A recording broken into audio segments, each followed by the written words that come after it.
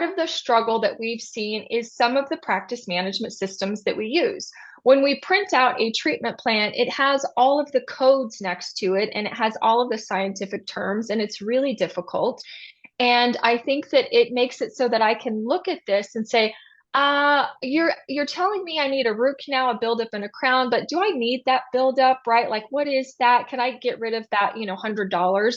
And so I think that it's about simplifying what the patient sees, right? It's a white tooth surface filling. It's whatever, how you want to put it on there, like simple language for them. And then I think it's about having the full price, right? Versus them picking it apart.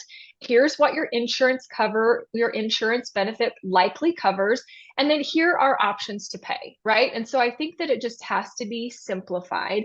And I think that where we make the mistake, and this is probably a little more controversial, is so the dentist will come in, the dentist will go through things, and then they bring in a treatment coordinator, and the treatment coordinator has to handle almost the selling of the treatment. And they're going through, well, do you want implants or do you want a partial or a bridge? Or like they're going through that. And I think that it overcomplicates it.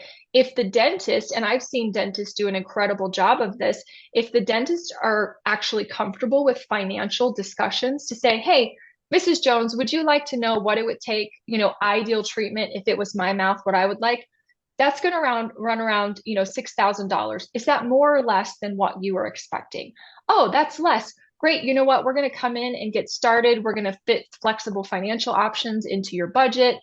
Sally's going to take care of you versus like overcomplicating it with too many options. If Mrs. Jones was okay with the 6,000, just run with it. If 6,000 was too much, then it was okay. Well, the next option that you have, it's going to come in and out of your mouth. Tell her the pros and cons. That's probably going to be about $3,000. Is that more or less than what you would expect?